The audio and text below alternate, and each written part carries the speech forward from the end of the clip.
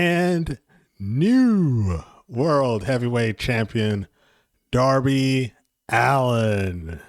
Hello, welcome back to All Elite Spotlight. I'm your host, TNT. What a dynamite. I mean, we all hoped, at least most of us hoped. I know I definitely hoped that this would happen. But man, what the emotion in this show was insane. I mean, it was insane. AEW did in 2 hours what certain other places can't do in forever.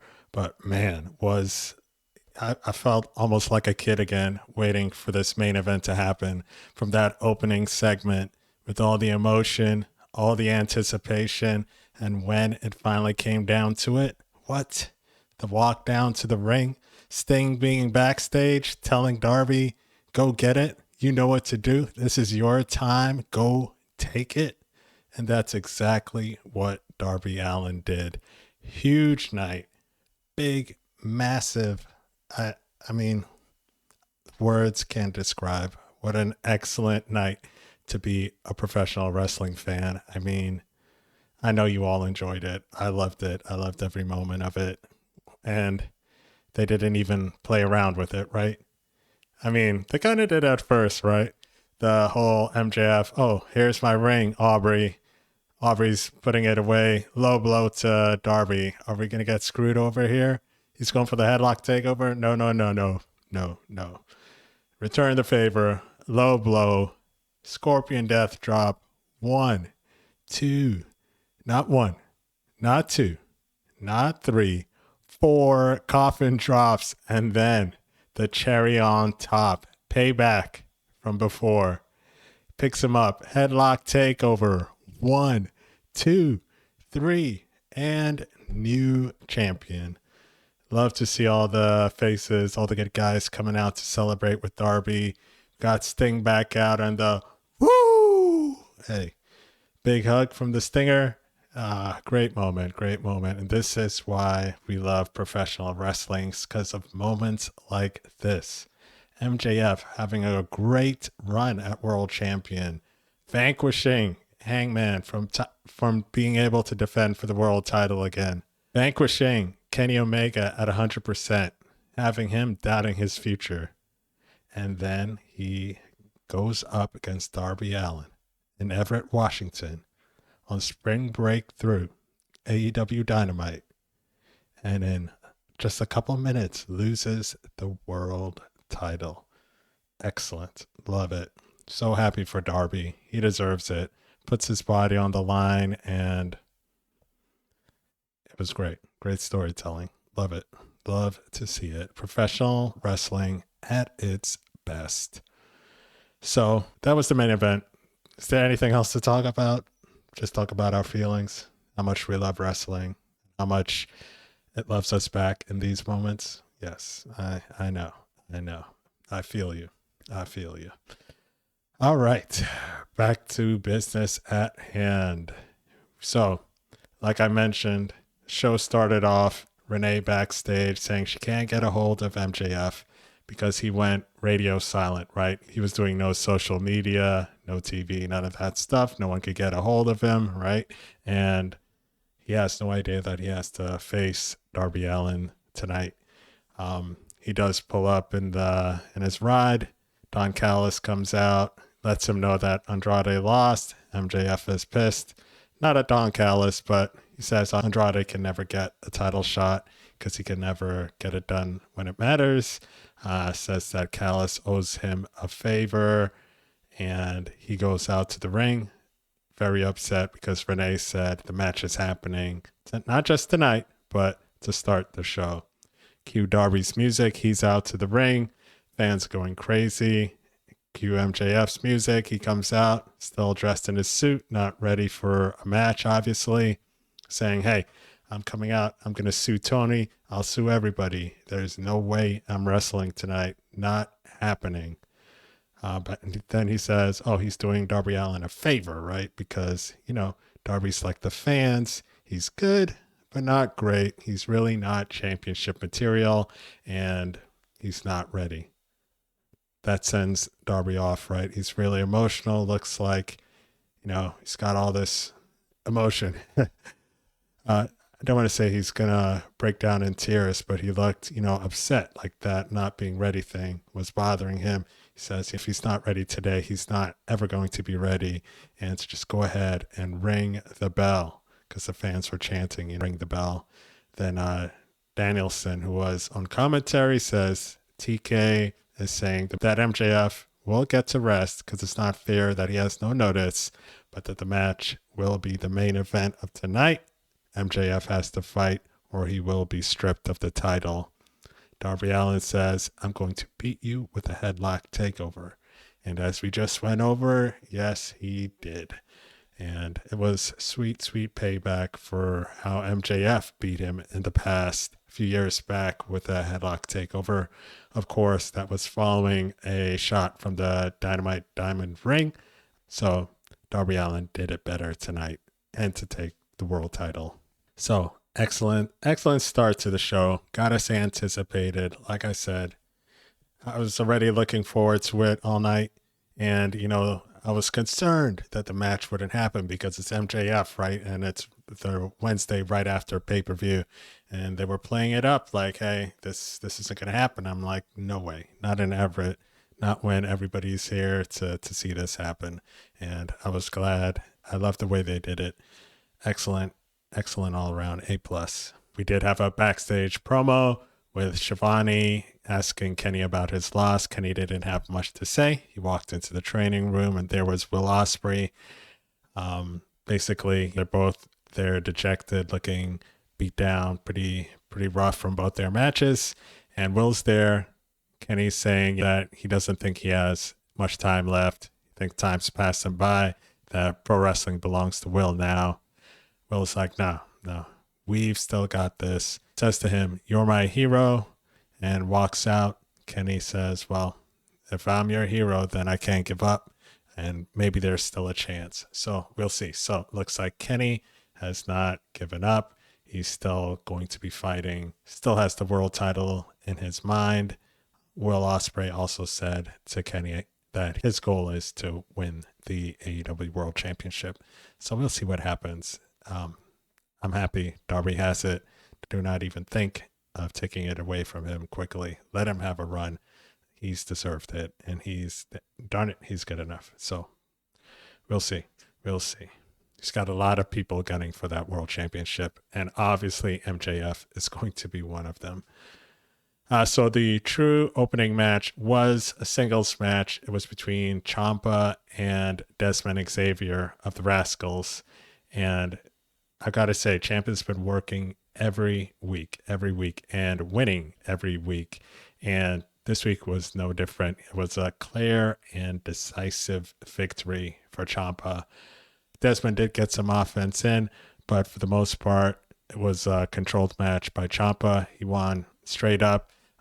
No ifs, ands, or buts. And after the match said, hey, he's coming for either Darby or MJF because he wants all the gold, which includes the world title. So another, as I was saying, someone else looking for that world title, someone now looking for Darby. They did, during the show, cut to a quick video package just going over Darby Allin's and MJF's history. They showed Darby and his quest to climb Mount Everest, showed him doing the climb for Mount Everest, just how much he's willing to give and promote AEW throughout everything he does. And yes, they even showed the clip of JF beating Darby Allin with the headlock takeover. So good history, good video package. AEW has definitely gotten better with those. Anyway, we had a quick in-ring promo with FTR. They're saying that Cage and Cope will not get another title shot from FTR. They're nothing but losers. They lost. It's over. They basically ran through the laundry list of all the people that they've beaten, which is pretty extensive, and saying that there's no competition in AEW for them anymore, and that they're sure Tony Khan will be going to like CMLL or wherever outside to have to get them challengers because they've just run roughshod over the AEW tag team division. So we'll see. And then to rub salt into the wound, they're doing a moment of silence for Cage and Cope. And then taking it a step further and saying, for the benefit of those with flash photography, so back in the day to Edge and Christian days, they're going to do not a 5-second pose, but a 10-second pose. Just absolute disrespect. Classic FTR. That's why we love him, hate him, respect them. But they're so they're good at what they do, man. No hate here. So from there, we have our first title match of the night. We have the TNT title on the line, the first title defense of the newly crowned champion, Kevin Knight. And he's going up against Claudio Castagnoli of the Death Riders. And what was good to see was no Death Riders at ringside. There was no seconds, not even Marina Shafir out there. Claudio came out on his own and wrestled the whole match on his own. And it was a quality match. The commentary went over how Kevin Knight started his career in Everett, Washington, just like Darby Allin. And it was a really good challenge for Kevin Knight. I liked the opponent for him that they set up for him because Claudio, well-respected, well-decorated veteran as well. And he knows what he's doing in there. He's a combination of technical strength, the whole thing. So it was a really good base, really good start for Kevin Knight, and started the match off quick with some flashy offense. Of course, quickly ended by Claudio and just his veteran workmanship in the ring. So he was even like doing this crazy manhandling spot where he's got Kevin Knight and he's climbing the ropes, holding Kevin Knight upside down in a gut wrench position as he climbs the ropes, putting him in a powerbomb position, tossing him off, then flying off and hitting him with a European uppercut. I mean, it was a fun match. And like I said, Kevin Knight really showed that he can hang in there and that he belonged in there with former world champion, Ring of Honor, CMLL, and just an absolute legend, right, in Claudio. So he definitely looked like he belonged and wrestled a great match. They both did, obviously, but Kevin Knight showing he belongs in that spotlight. He overcame the big swing, countered a sharpshooter, and was able to hit him with the UFO splash. 1, 2, 3. First challenge conquered. He then went and did a quick in-ring promo, giving props to Claudio and just saying that he is going to be keeping an eye on the main event, and he's liking the sound of Jet 2 belts. So yet again, another person saying they want the world title. Everybody. And this guy just got a singles title, right? And he's still going for it. So we'll also see with him. Speedball did walk out with him and then headed to the back. So he's still with him. And Kevin Knight did mention Speedball in the in-ring promo after the match. I'd like to see I thought he was going to say, hey, I'm going to give you an opportunity, Speedball, since you're my partner and you were right there at the end, but no such thing. So we'll see if that comes down the line. Maybe he doesn't want a piece of Mike Bailey because, I mean, come on. Mike Bailey, honestly, I thought he was going to win the Casino Gauntlet match and be the TNT champion just because he's come so close with Kyle Fletcher in previous opportunities. So again, I'm not mad at Kevin Knight winning it. I think it's great and I'm pulling for him, but I would like to see a match between him and Speedball.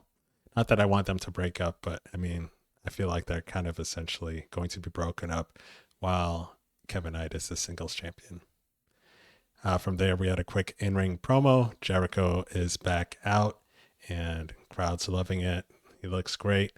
And he's basically saying that he lost because he was outnumbered 3-1. So not because of rust or anything like that or being over anxious or anything.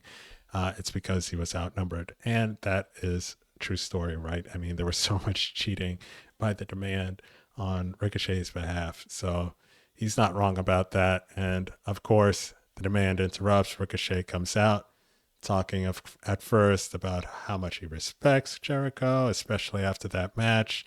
But he should have listened to him and gone away.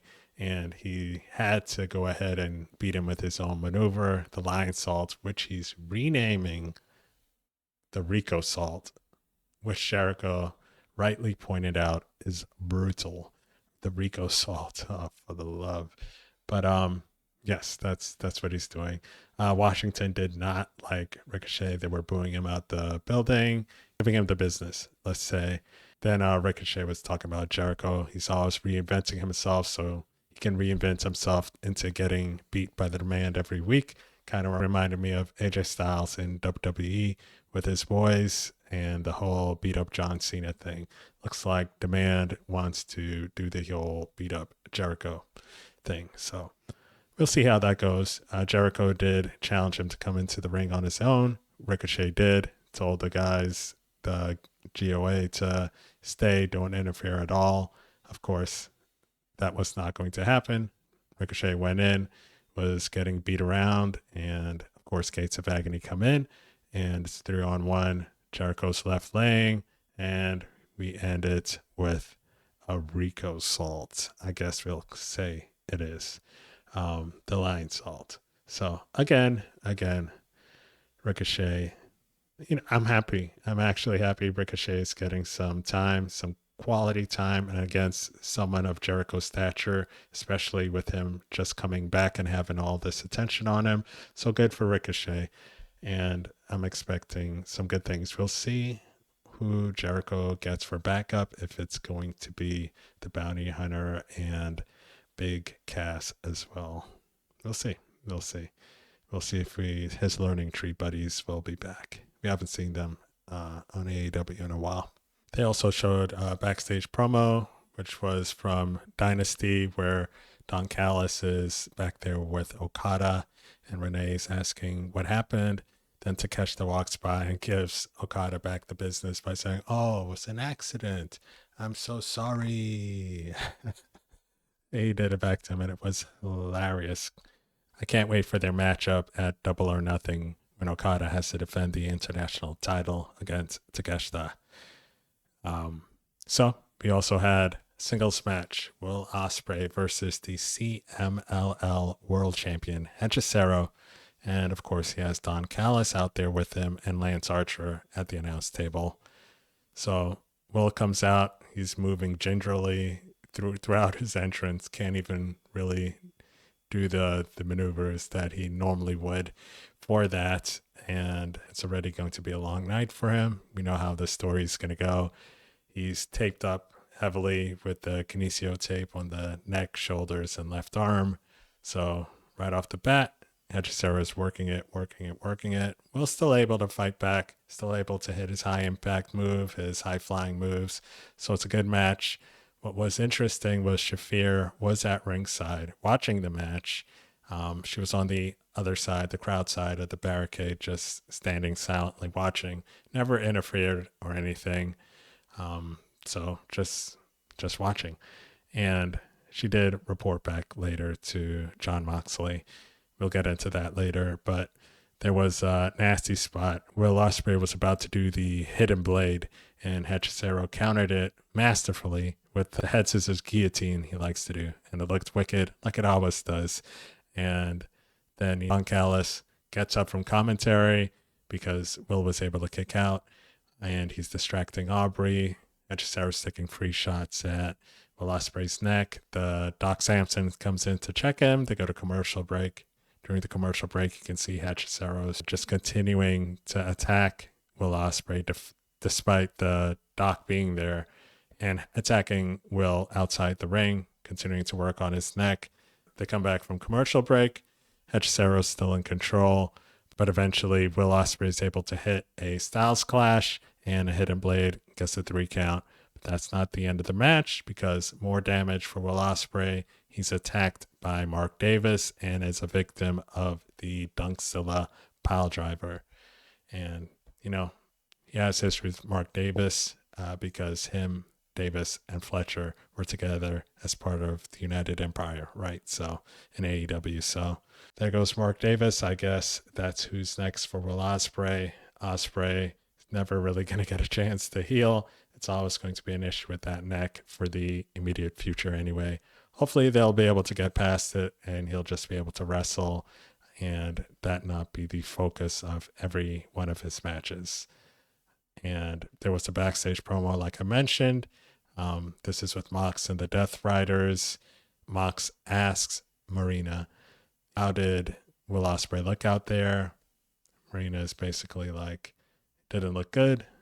Will's in pain. He did win. Whatever. Mox says, people thinks he enjoys seeing people suffer. He doesn't enjoy that. He's about life, not death, light, not darkness. But can't have one without the other. Talking the talk, John Moxley talk. So basically saying that he pays attention and he knows what to expect from people. He'd like to be surprised, and he'd like to be surprised by his next opponent on Collision, Nick Wayne. And he's acting like he doesn't even know who Nick Wayne is. He's totally being dismissive of him, telling him to leave his mother at home. And he's got a fight with him on the Spring Breakthrough Special Edition Thursday Night Collision. It's going to be Continental Eliminator match. So we have our second title match of the night. It's the TBS title, Willow versus Kamille. So Kamille basically dominated the entire match by just working Willow's shoulder. So she further injured it at 0 hour, and she kept it going throughout the match, just staying on it, working on it, working on it, working on it. Total old school, pick a body part and work on it. And she did until Willow Nightingale was able to pull a counter, shove her into the turnbuckle, set her up for a backslide, quick 1, 2, 3, and Willow escapes with a victory. So the match almost completely dominated by Kamille, but Willow is still able to pull it out. And that's not a slight in any sense, because Willow entered that match injured right the shoulder from the attack and from previous matches, and she found a way, and it's another successful title defense for Willow Nightingale, another comeback killed. We'll see if there's anybody else that needs to come back. From there, they did show Stat and Sheeta back there. Sheeta being maybe a little too good, a little too enthusiastic, saying great win for their great friend Willow. Long story short, she's talking about teaming up with Statlander again for a match on Collision. So they will be in action against another team, whether it be a local team or somebody else. Stat didn't get to say a word, didn't get a word in, but we'll see where this team goes. I'm sure it'll end in a battle between the two of them at some point. We also had Tekla, AEW Women's World Champion. She's in the crowd. She's gloating about her win over Jamie Hayter, using not the best language right in front of kids that are like right beside her. I thought that was an interesting choice, but whatever. They didn't seem to matter, and it wasn't anything too crazy. She's just, rubbing it in about her win over Jamie Hayter. Windsor comes out saying, I know you're not running your mouth about how you won when you totally skated your way into it and cheated to win, holding onto the ropes during a roll up. And she's saying, you know what? I'm a champion too. I'm the NJPW Women's Strong Champion. And everybody just likes to talk about how you got fired from Japan. And I thought this was funny. Tekla was like, oh, really? Really? Well, you know what?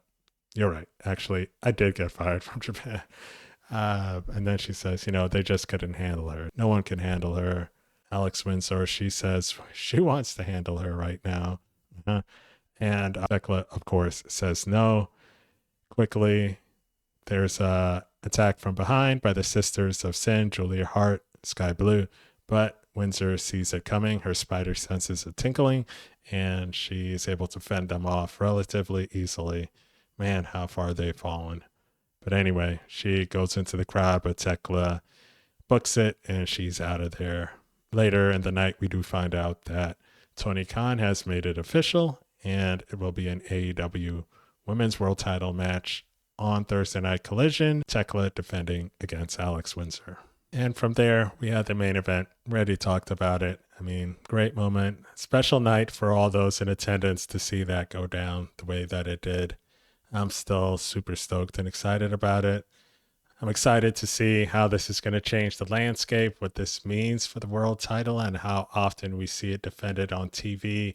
Just the whole feel and vibe of the show now that MJF isn't the champion. And we know he's going to be on a warpath looking for his rematch. And my hope is just that Darby gets a legitimate opportunity to hold the title and run with it for a while. Let's see his story. Let's see his championship story and what he can do and how high he can take this, how far he can take this moment. So, super excited. Looking forward to Collision. It's going to be great. I already went over the matches. I'll try my best to do a preview for it tomorrow just because of the quick turnaround. I don't know if I'll be able to get that up in time, but tomorrow night's going to be great. Looking forward to it. Cannot wait. Like I said, Tekla going against Windsor for the World Championship, the Women's World Championship, and Mox versus Wayne Continental Eliminator match. And we will see Statlander and Sheeta in action as well. And much more, of course. So that being said, thank you all for watching. Thank you for all who subscribed. If you haven't subscribed, please like, share, comment, all that good stuff. And have a great rest of your night, your day, whenever you're watching this. And until I talk to you again, take care.